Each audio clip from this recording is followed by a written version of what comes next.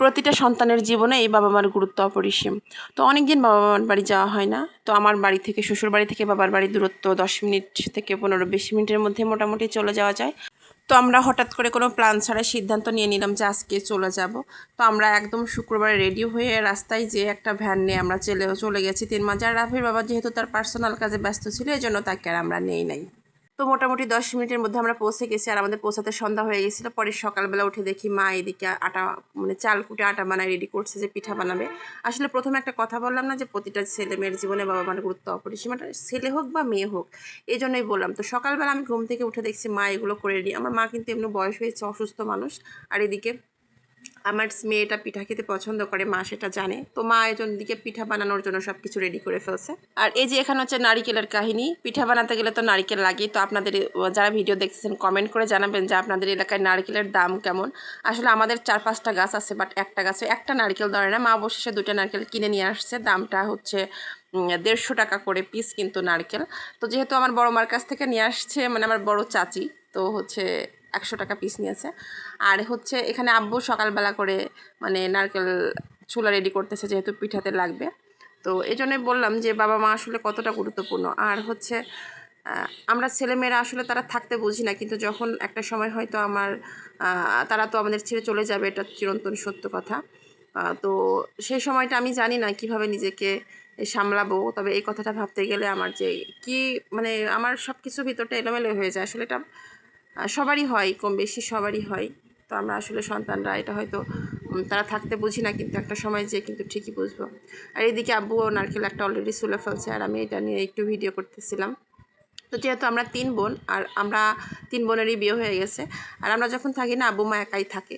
তো আব্বু মা আমরা গেলে খুব খুশি হয়। আর আব্বু ওই দিনকে মা আমাকে ফোনে বলতেছে যে যেদিন যাই তার 2 দিন আগে আব্বু নাকি বলতেছে অনেক দিন আমরা কেউ যাই না।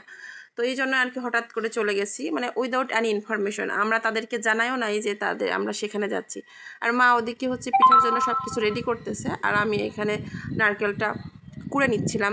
যেহেতু মার একা করতে গেলে কষ্ট হয়ে যাবে, এই জন্য যতটা পারা যায় হেল্প করা যায়। যদিও আমি অতটা হেল্প করতে পারি না মাকে, কারণ আমি পারি না, কিছু কিছু কাজ আছে আসলে আমাকে দিয়ে হয় না। মার সব হেল্পগুলো সবসময় বড় আপু করে থাকে। যেমন আমি যদি চুলার কাছে বসি, চুলা বন্ধ হয়ে যায়, চুলায় আগুন জ্বলে না। মানে এটা আমাকে নিয়ে অনেকে হাসাহাসিও করে, কিন্তু যাই হোক সব কিছু মিলাইয়ে আর কি আলহামদুলিল্লাহ। আর এদিকে আমি যতটুকু পারি চেষ্টা করতেছি।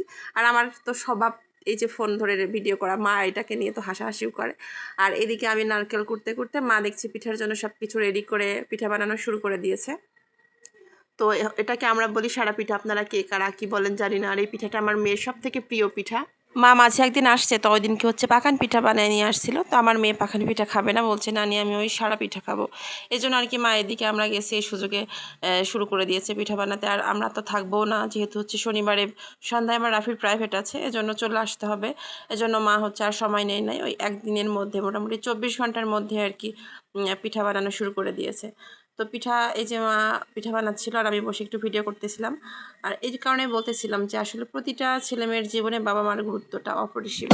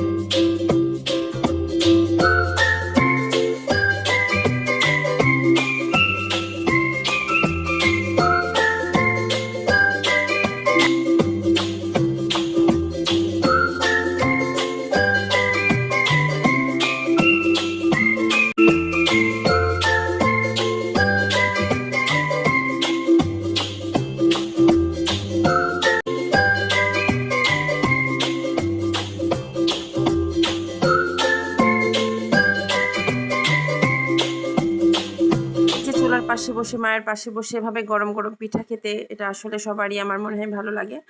তো এই পিঠাটা বেসিক্যালি শীতকালে কিন্তু খাওয়া হয়, তবে আমার কাছে মনে হয় পিঠা জিনিসটা 12 মাসই ভালো লাগে। এটা যদিও শীতকালের জন্যই মানুষ বেশি আর কি ফেভার করে থাকে, বাট আমার কাছে কিন্তু সারা বছরই মোটামুটি টুকটাক পিঠা ভালো লাগে। আর আমি তেমন পিঠা বানাতেও পারি না। আমার মা যতদিন বেঁচে আছে আমি তো ভাবি যে সেই বানিয়ে আমাদের খাওয়াবে। তো এজন্য আমার আর আসলে এখন যদিও আমার ছেলেমেয়ের খুব পিঠা পছন্দ, এখন আস্তে আস্তে চেষ্টা করতেছি কিছু কিছু শেখার, মানে চেষ্টা করি মাঝে মাঝে। কিন্তু তারপরে মায়ের হাতের জিনিসের যে তৃপ্তিটা সেটা হয়তো নিজে হাতে করে বানালে কখনোই সেই তৃপ্তিটা পাওয়া যাবে না।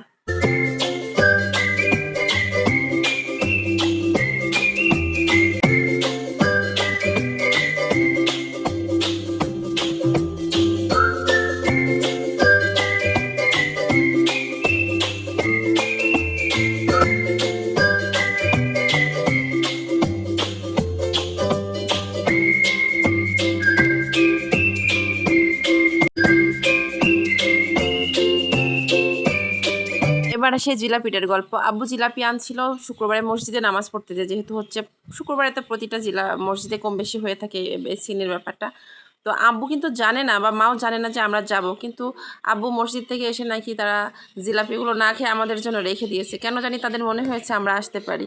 তো এটাই হচ্ছে বাবা মা। তো আসলে আমি সত্যি এই কথাটা বলতে যে আমি কেঁদে ফেলতেছি।